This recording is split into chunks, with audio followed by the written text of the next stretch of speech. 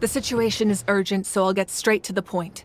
Kachina is undoubtedly a hero of Natlan, and I'm deeply sorry this happened to her. There's been unrest in the Night Kingdom, but I don't know what's causing it. As a result, I've been unable to track down her location. Until we find and address the cause of the unrest, the Ode of Resurrection will continue to be ineffective. And that means Kachina won't be able to come back? That's correct. Not until the problem with the Night Kingdom is resolved. How long will that take? It's hard to say.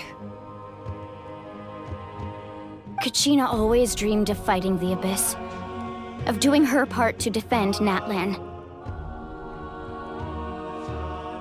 She wasn't afraid of death because she knew, if it came down to it, the Pyro Archon would be there to bring her back to life. Whenever we sat down together, exhausted from training, she would always hum the Ode of Resurrection. She was supposed to come back to us. We were supposed to hug her and celebrate with her and share her joy. We supported her every step of the way, but what are we supposed to do now? Sit peacefully and wait for her return? Lose ourselves in grief over her death? Tell me, are we her friends? Or her murderers? That's not fair, Mualani.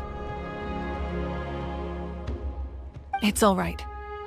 I understand your rage and your grief. Kachina's life means a great deal to me, Mualani. Believe me, I want to bring her back as soon as possible. I would give you that peace of mind if I could.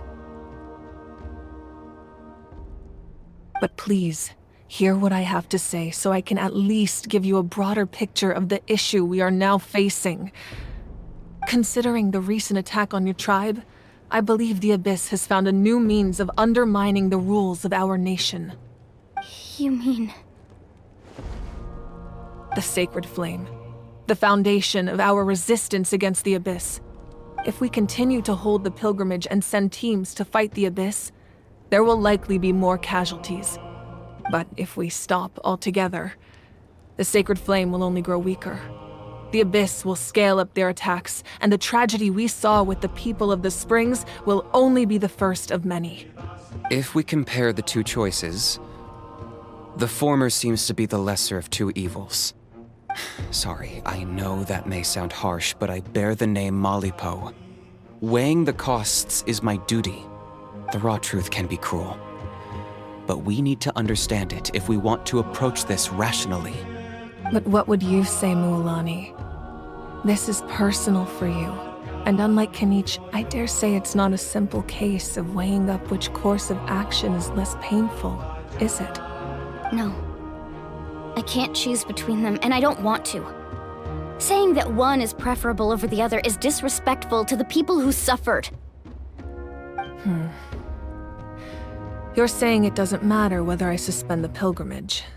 The consequences will be equally painful. Yes. What happened to Kachina breaks my heart. But I couldn't bring myself to sacrifice other people for her sake. And that is the crux of the problem. It's not simply a matter of choosing the lesser of two evils. Either way, there will be people who suffer. And the end result will be the same. Belief in the pilgrimage will waver. Once doubt has crept in, the people will no longer unite in battle against the Abyss. And that is exactly what the Abyss wants.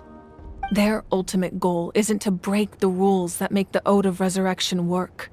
It's to destroy the people's faith in them.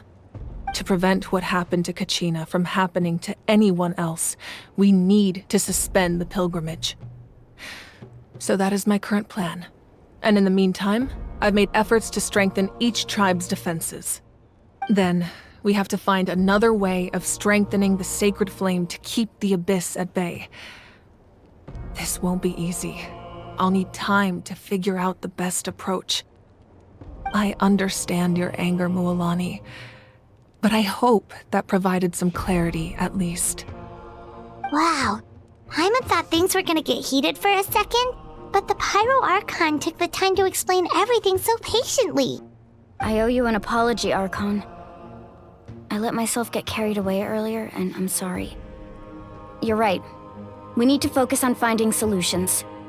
We could always hold the pilgrimage without sending a team to fight in the Night Warden Wars. That way, we would still be able to fuel the sacred flame. I've considered that, but the two events have nearly always been linked. Without the chance to fight the Abyss, pilgrimage rankings lose their prestige, and competitor numbers will drop. With fewer participants, the amount of contending fire produced will decrease, and the vicious cycle will continue indefinitely. So, essentially, the Abyss has taken Kachina hostage.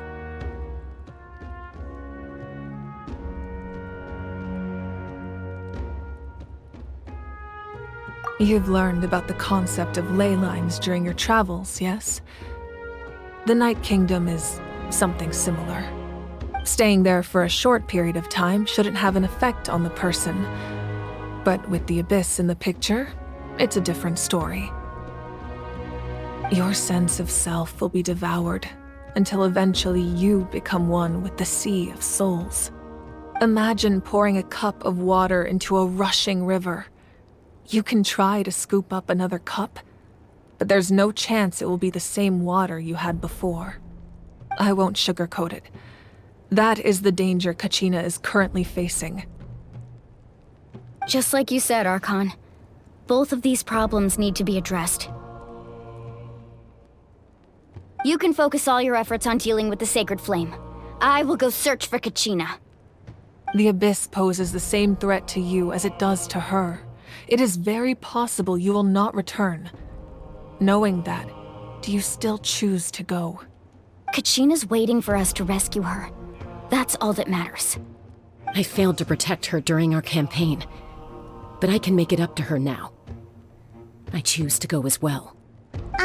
Traveler? What do you think? Understood. Then I'll support you in any way I can. The Masters of the Nightwind have a technique that can extract an ancient name from the ley lines. If we can find Kachina's ancient name, I can use the link between them to pinpoint her position within the Night Kingdom. Then comes the hard part. You need to visit the Night Kingdom in person and rescue her. But isn't the Night Kingdom a land of souls? Can we even go there? Under normal circumstances, only the consciousness can enter. But there is a way to go there in person.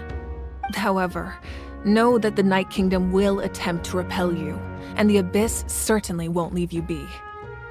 That's fine by me. Same here. Fighting the Abyss is nothing new for me.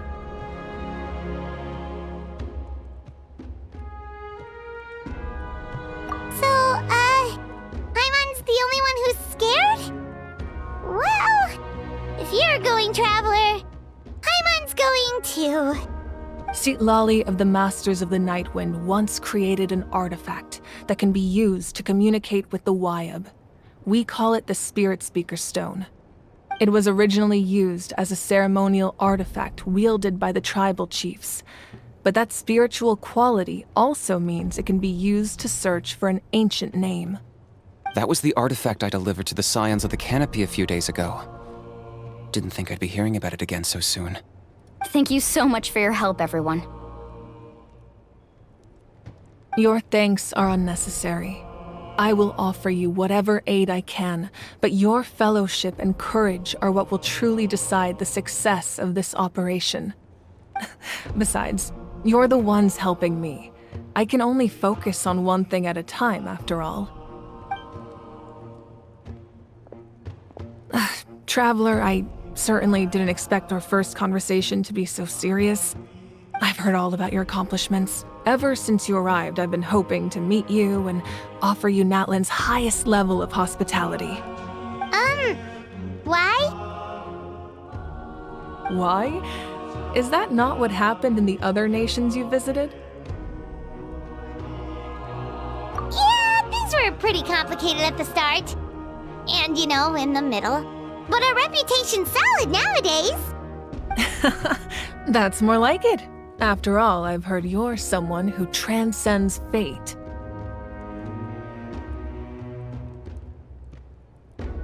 Perhaps even more than you can imagine. But we can talk about that some other time. Ideally, this would be the perfect night for a drink and some musical ambiance. But there are important things to be done.